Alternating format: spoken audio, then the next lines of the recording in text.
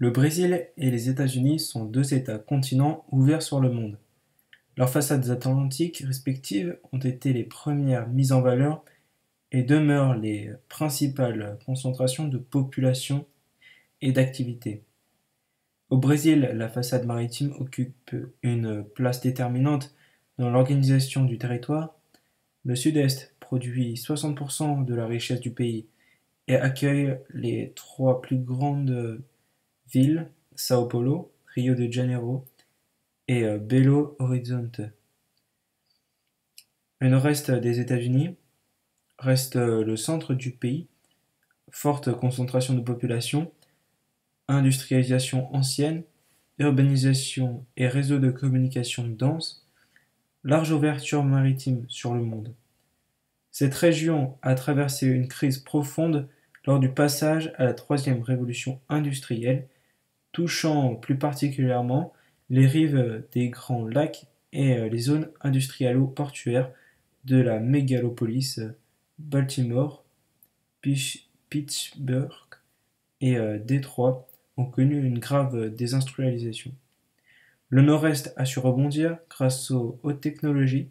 Il demeure un centre du monde où se prennent les décisions de portée planétaire avec l'ONU, le FMI, la Banque mondiale, la Maison Blanche, le Pentagone, les sièges sociaux de grandes firmes transnationales.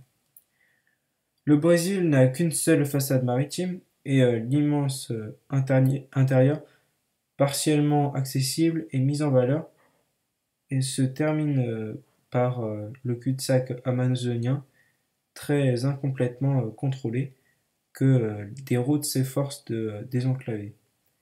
En revanche, la traversée des États-Unis débouche sur une autre façade maritime, très dynamique car tournée vers la zone du monde à la croissance la plus forte, l'Asie-Pacifique.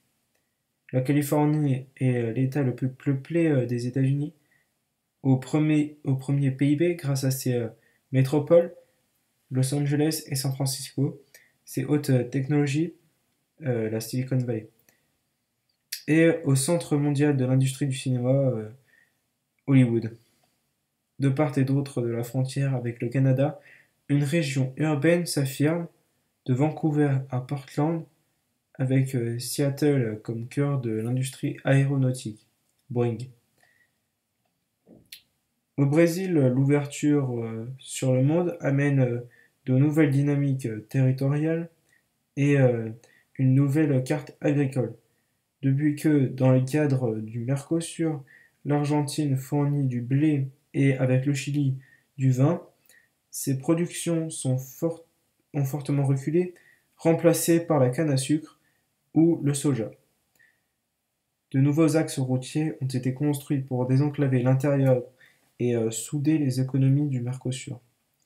Il en résulte un fonctionnement de la métropolisation qui profite d'abord à Sao Paulo, capitale économique du pays et centre majeur de l'Amérique latine. Rio, qui accueille la Coupe du monde de football en 2014 et les Jeux olympiques en 2016, bénéficie aussi de l'ouverture sur le monde. Aux États-Unis, la mondialisation profite surtout aux façades maritimes et à la Sun Belt.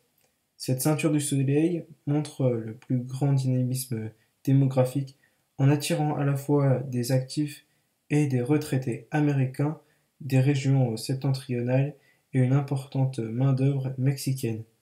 La façade maritime du golfe du Mexique a successivement tiré sa richesse du pétrole, puis de l'industrie spatiale et du tourisme. La Floride est le premier état touristique du continent.